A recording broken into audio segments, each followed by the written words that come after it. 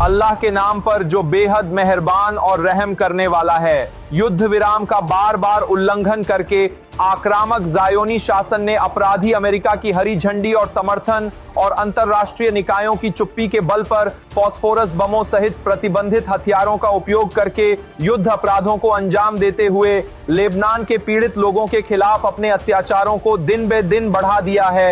Iran के इस्लामी गणराज्य की पिछली चेतावनियों के बावजूद बच्चों की हत्या करने वाले ज़ायोनी शासन ने सभी लाल रेखाओं को पार कर लिया है।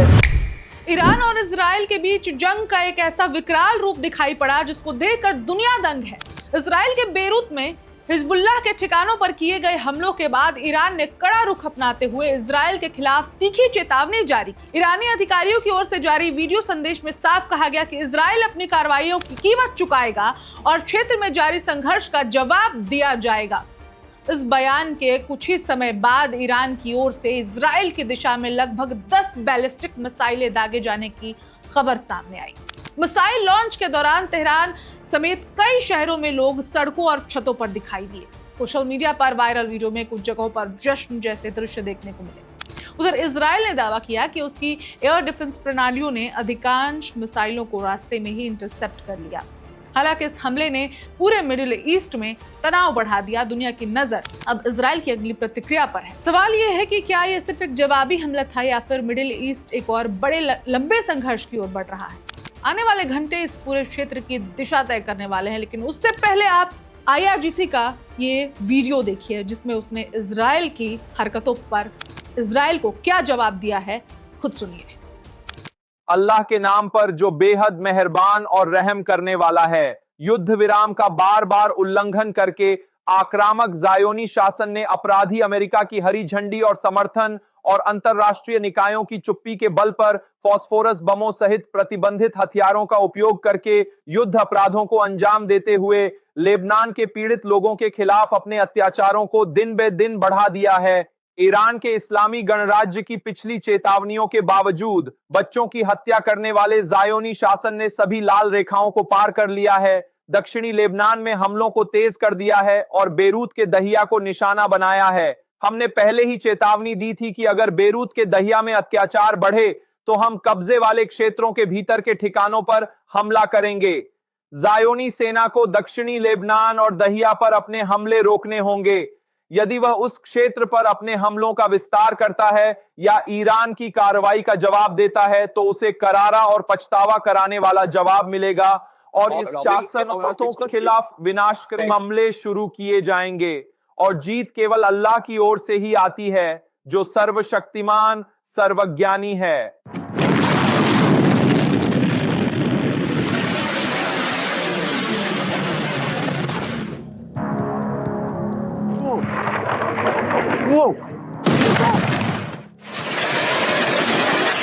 मध्य पूर्व एक बार फिर अशांत है। हवाई हमले के सायरन, बैलिस्टिक मिसाइलें और क्षेत्र के दो सबसे शक्तिशाली विरोधियों के बीच तेजी से बढ़ता टकराव। ईरान ने इजराइल के खिलाफ मिसाइल हमले की जिम्मेदारी खुले तौर पर ली है। तेहरान का कहना है कि यह बेरूत में हिजबुल्लाह के वरिष्ठ कमांडरों को मारने वाले इजरायली हमले का सीधा जवाब है। यह टकराव हाल के हफ्तों में ईरान और इजराइल के बीच सबसे महत्वपूर्ण सीधे टकरावों में से एक है और इससे यह नया डर पैदा हो गया है कि एक व्यापक क्षेत्रीय संघर्ष शुरू हो सकता है। मिसाइलें 7 जून की रात को दागी गईं।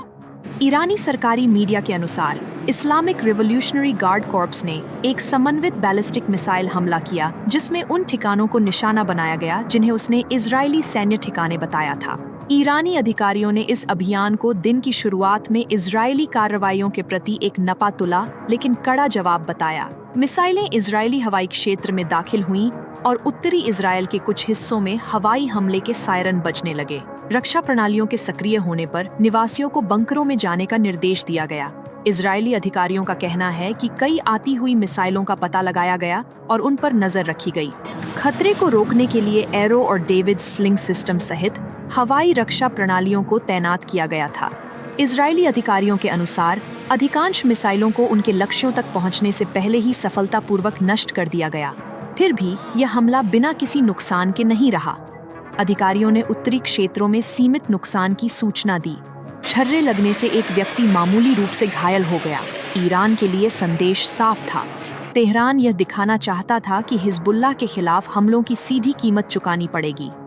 ईरानी अधिकारियों ने मिसाइल हमले को प्रतिरोध के धड़े के खिलाफ इजरायली आक्रामकता का एक आनुपातिक जवाब बताया। यह हमला केवल प्रतीकात्मक जवाबी कार्रवाई से कहीं अधिक था। यह इस बात का सार्वजनिक प्रदर्शन था कि जब प्रमुख सहयोगियों को निशाना बनाया जाता है तो ईरान सीधे इजरायल से मुकाबला करने के लिए तैयार है। यह तनाव तब शुरू हुआ जब इजरायली विमानों ने दक्षिणी बेरूत में हिजबुल्लाह के ठिकानों पर हमला किया। इजरायली अधिकारियों ने कहा कि इस अभियान में हथियारों के ठिकानों और इजरायल के खिलाफ भविष्य के हमलों से जुड़े वरिष्ठ कमांडरों को निशाना बनाया गया। खबरों के मुताबिक हिजबुल्लाह के कम से कम 2 उच्च पदस्थ कमांडर मारे गए। इजरायल ने इस मिशन को पहले से उठाया गया कदम और राष्ट्रीय सुरक्षा के लिए आवश्यक बताया, लेकिन तेहरान ने इसे अलग नजरिए से देखा। कुछ ही घंटों में मिसाइलें दाग दी गईं और संघर्ष छद्म युद्ध से सीधे सैन्य टकराव में बदल गया। ईरान के रिवॉल्यूशनरी गार्ड ने चेतावनी दी कि किसी भी अन्य इजरायली हमले का और भी कड़ा जवाब दिया जाएगा। इस बयान ने अपने क्षेत्रीय सहयोगियों की रक्षा करने और अपनी धाक बनाए रखने के तेहरान के संकल्प को रेखांकित किया। फिर भी यह ताज़ा हमला तेहरान की सीधे कदम उठाने की तत्परता को दर्शाता है। जब उसे लगता है कि उसके रणनीतिक हितों को खतरा है, इजरायल ने तुरंत प्रतिक्रिया दी। खबरों के मुताबिक इजरायली युद्धक विमानों ने ईरानी सैन्य बुनियादी ढांचे के खिलाफ जवाबी हमले किए, जिसमें मिसाइल उत्पादन और गार्ड के अभियानों से जुड़े ठिकाने शामिल थे। राष्ट्रपति ट्रंप ने संयम बरतने की अपील की है और सभी पक्षों से बातचीत की मेज पर लौटने का आग्रह किया है, लेकिन घटनाक्रम की गति ने राजनयिकों और सैन्य योजनाकारों दोनों की चिंताएं बढ़ा दी हैं। अब खतरा गलत अनुमान लगाने का है। हर हमला एक और जवाबी कार्रवाई के लिए दबाव बनाता है और हर जवाबी कार्रवाई व्यापक संघर्ष के जोखिम को बढ़ाती है। मिसाइलों को भले ही रोक दिया गया हो, लेकिन उनके पीछे का संदेश नहीं रुका। ईरान ने दिखा दिया है कि वह सीधे जवाब देने के लिए तैयार है। Subscribe to One India and never miss an update. Download the One India app now.